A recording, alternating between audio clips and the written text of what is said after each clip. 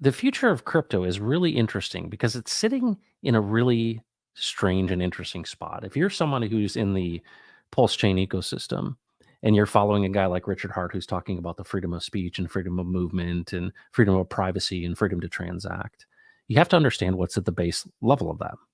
The base layer of that is care and consideration for one another. And it's a really, really big idea. And we're so caught up in the price charts and we're so caught up in the tokenomics and we're so caught up in the when Lambo. But if you back out from it for a second, you realize, hold on a second. These fundamental things, the reason that Bitcoin was created, right? To get rid of middlemen, to be censorship resistant, right? To be trustless, is really, really powerful idea, but it takes people to animate those tools for good.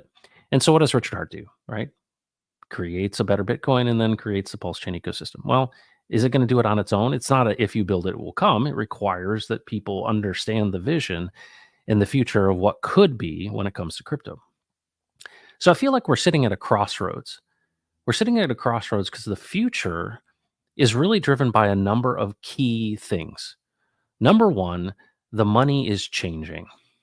We see that CBDCs are just on the horizon, maybe digital IDs and social credit scores, right? These things are coming. Government wallets, right? And we see two sides of this coin. One side is, wow, people could really use this to track and trace and clamp down on people. And of course, you see the World Economic Forum and the globalists and the people who want to have 15-minute cities and want you to be limited in when you travel and tell you what you do about your health. And we see this kind of dystopian future and we go, I don't like that. And of course, leaders from around the world we're seeing are pushing back on that. But I think it's really intriguing that we're living in a time where the money is changing and we're in the midst of it changing, right? It's not like the rules of the SEC aren't figured out, right? They rejected creating new rules for Coinbase, right? Gary Gensler was proud of the fact that they rejected creating new rules. This uncertainty, though, is where the opportunity exists. But the question is, are people going to come together in community and insist upon a more fair system? Well, when I look out at crypto, what do I see? I see people who just want to get theirs. I see people who are saying, when Lambo, this is about me winning at all costs. And then I see a guy like Richard Hart. And you know what? Charles Hoskinson, I see he also understands some of this, but there's very, very few people that I actually think understand what's really at stake here and that it's important to preserve this idea of true DeFi.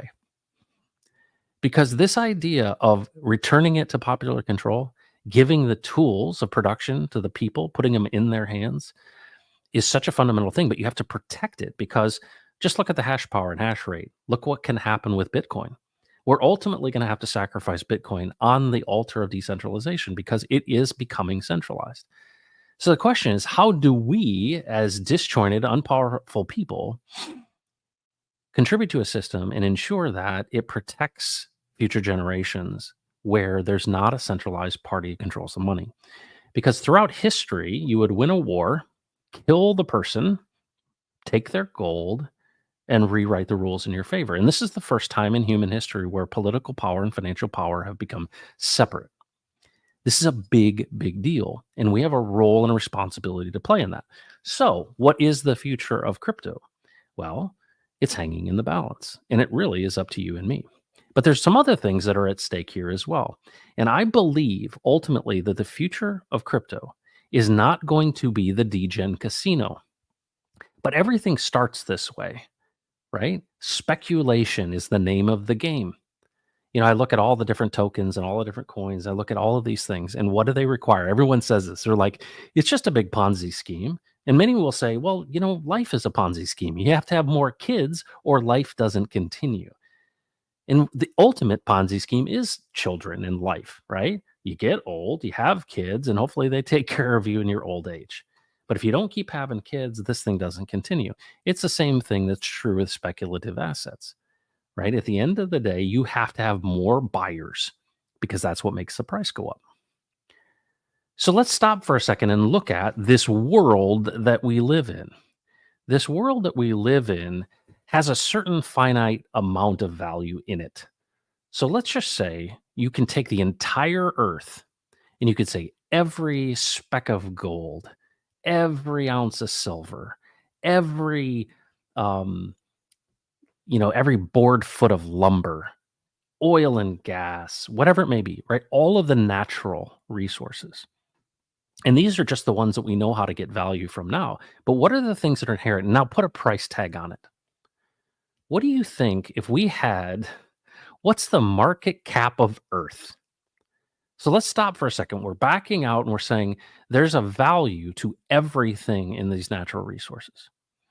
So let's say there's 8 billion people on the planet, right? What portion of that place is yours? That's interesting, isn't it? So Bill Gates or Elon Musk or whatever have created a lot of value. Now, you might not agree with their politics, but they have amassed treasure. Jeff Bezos, right? And of course, this is, you think about the ideas of political ideals of communism and those type of things, or socialism and, the redistribution of wealth. That's not what I'm talking about. I'm backing up much further from that, saying there is inherent value in this system. What's amazing is the sun shines, and we're looking at, why is solar interesting? Because there's a lot of energy that just rains down upon us. It's actually quite abundant. Okay.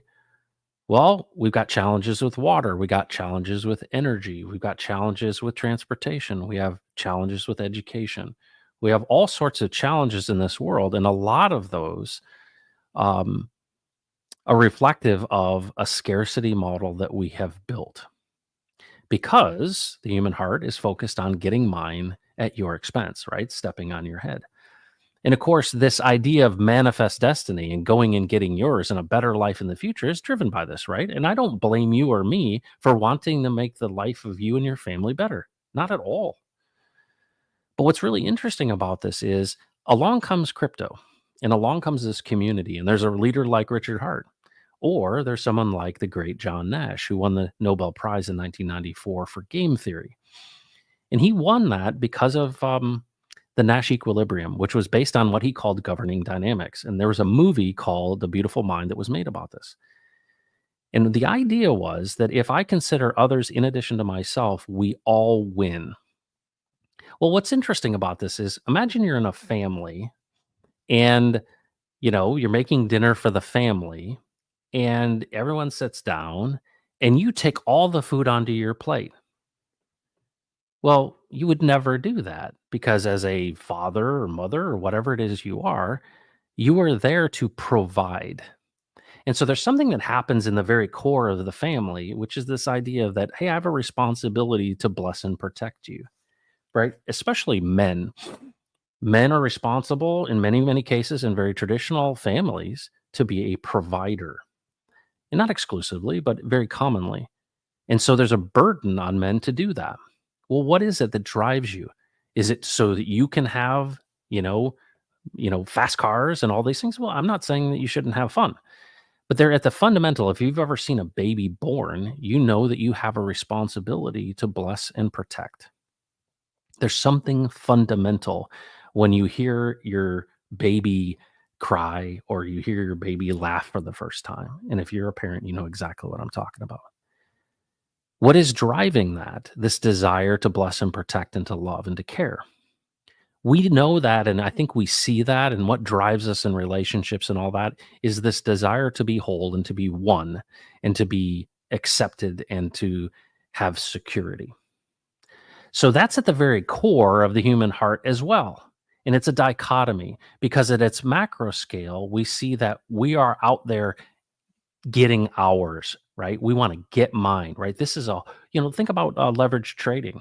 You're stealing from the guy across from you, if you will, right? There's one guy who loses and there's one guy who wins. This system and the framework of this system is actually unlimited in its abundance.